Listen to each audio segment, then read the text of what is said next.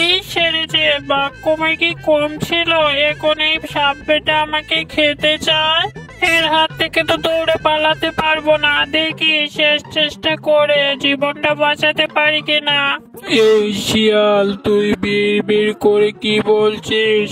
কোনো লাভ নেই, আমার খুব ক্ষুধা পেয়েছে, তাই আমি তোকে খাবোই। আরে খেয়েও খেয়েও, এত তাড়া কিসের? আমি তো তোমার এখান থেকে পালিয়ে বাঁচতে পারবো না। তবে মরার আগে আমার একটা শেষ ইচ্ছা আছে, তুমি সেটা পূরণ না করে আমাকে খেতে পারো না। কি দশ শেষ ইচ্ছে? বল শুনি, দেখি পূরণ করতে পারি কিনা। আমি একটা ব্রয়লার মুরগি খেতে চাই। বনের সব পানি গেল কোথায়? সারাদিন খুঁজে শিয়াল বেটাকে পেয়েছিলাম, তবে ও বেটা তো আমায় ফাঁকি দিয়েছে। শুনেছি বনের শেষ মাথায় নাকি একটা গ্রাম আছে, সেখানে নাকি অনেক রকমের জীবজন্তু আছে। ওদিকটাতে যাই, দেখি কিছু মিলে কিনা।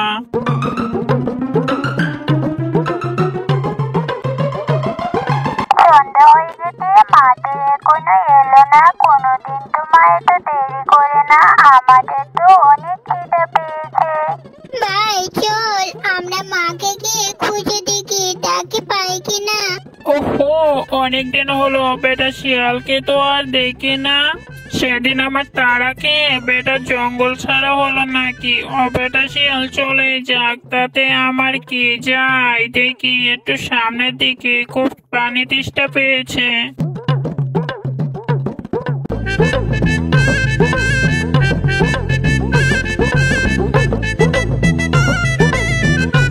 আরে বাঘ মশাই যে, অনেকদিন পর দেখা হলো, তা আছো কেমন? এই আছি ভাইয়া কোন রকম। তা তোমার খবর কি? এই আছি, পানিতে থাকতে থাকতে আর একই খাবার খেয়ে খেয়ে জীবনটা একঘেয়ে হয়ে গেছে, তাই একটু অন্যরকম খাবারের আশায় জঙ্গলে এসেছিলাম, কিন্তু এখানে তো কোনো পানি চোখে পড়ছে না খাওয়ার মতো। এটা তুমি একদম ঠিক বলেছ। আমি 2 দিন আগে একটা ব্রয়লার মুরগি খেয়েছি, তারপর থেকে এখনো ক্ষুধার্তই আছি। কি বলো ভাইয়া, ব্রয়লার মুরগি? আমার তো অনেক দিনের শখ একটা ব্রয়লার খাবো, কিন্তু সেটা পাবো কোথায় সেটাই বুঝে উঠতে পারছি না। তা তুমি কিভাবে খেলে ব্রয়লার? পেলে কোথায়? এই জঙ্গলে এক বোকা শিয়াল আছে, তার কাছ থেকে ছিনতাই করে খেয়েছি। শিয়াল? ওই দুপাওয়ালা শিয়ালটা? হ্যাঁ, তুমি তাকে দেখেছো? দেখেছি মানে, ওই বেটাকেই তো কাল আমি তাড়া করছিলাম খাওয়ার জন্য, কিন্তু বেটা কাল আমার হাত থেকে পালিয়েছে। ওহো, এটা খুব খারাপ হয়েছে তোমার সাথে। কুমির ভাই, তুমি তাহলে থাকো, আমার খুব জল তৃষ্ণা পেয়েছে, আমি তাহলে চললাম। কি বলিস বেটা মুরগি চোর? তুই তো মুরগি খেয়েই থাকিস, এখন আবার তোর ব্রয়লার খাবার ইচ্ছে হচ্ছে। ঠিক আছে, আমি তোর জন্য ব্রয়লার আনতে যাচ্ছি, কিন্তু তোকে আমি এইভাবে একা ছেড়ে এখান থেকে যেতে পারি না, তাহলে তুই তো পালাবি। এই সেরেছে, বেটার হাত থেকে তো দেখছি আর বাঁচা যাবে না। এই জন্য আমি তোকে গাছের সাথে বেঁধে রেখে যাচ্ছি।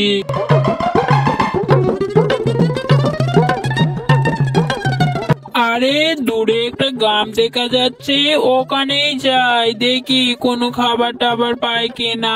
শুনেছি গ্রামে নাকি অনেক রকমের হাঁস, ছাগল, মুরগি ও গরু থাকে। যদি ওদের থেকে একটা ধরতে পারি তাহলে তো জম্পেশ বুঝ হবে।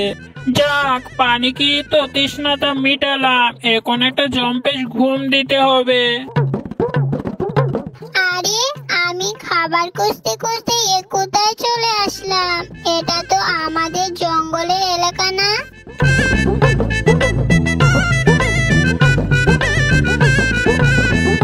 আরে তোমাকে দেখে তো এই জঙ্গলের মনে হচ্ছে না, তুমি এখানে কি করে আসলে? হ্যাঁ ভাই, আমি আমার জঙ্গলের রাস্তা হারিয়ে ফেলেছি, আর সেখানে ফেরার জন্য রাস্তা খুঁজে বেড়াচ্ছি। ও এই ব্যাপার, তাহলে তো তুমি অনেক বড় ভুল পড়েছো? এই জঙ্গলে অনেক ভয়ঙ্কর জীবজন্তু আছে যারা অন্যদের মেরে খেয়ে নেয়। যদি ওরা তোমাকে ডেকে ফেলে তাহলে তুমি অনেক বড় বিপদে পড়ে যাবে।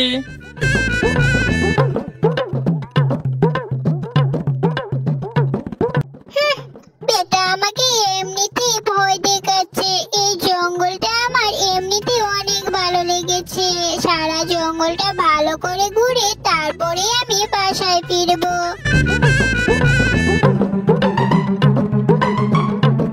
ওই কে রে? তোর এত বড় সাহস যে তুই আমার লেজে পা দিস? তাড়াতাড়ি আমার জঙ্গলের রাস্তা থেকে দৌড় দে।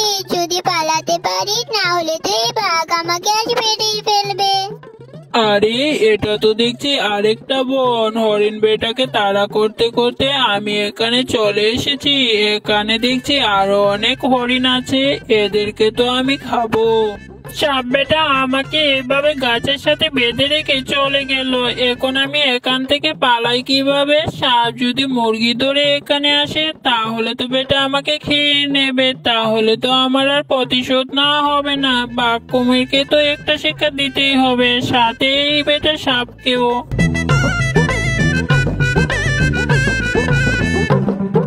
কি গো শিয়াল ভাই, তোমাকে এভাবে গাছের সাথে কে বেঁধে রেখেছে? আর বলো না কাক বোন, আমি খাবার খুঁজতে খুঁজতে এখানে চলে এসেছি, আর সাপ আমাকে এখানে বেঁধে রেখে বাইরে গেছে, এসে আমাকে খাবে। তুমি কি আমার বাঁধনটা খুলে দিতে পারবে? খুলে তো দিতে পারি, কিন্তু বিনিময়ে তুমি আমাকে কি দিবে? আমি তোমাকে ব্রয়লার মুরগির সন্ধান দিতে পারি, যা তুমি অনেক মজা করে খাবে। আচ্ছা ঠিক আছে, আমি তোমার বাঁধন খুলে দিচ্ছি। আমরা তো এইভাবে বেঁচে থাকতে পারবো না, আমরা সুরক্ষিত না। আমাদের একটা কিছু করতেই হবে, তা না হলে এই বাঘ আমাদের সবাইকে খেয়ে নেবে। সর্দার, আমার মনে হয় আমাদের 15 দিন লুকিয়ে থাকা উচিত।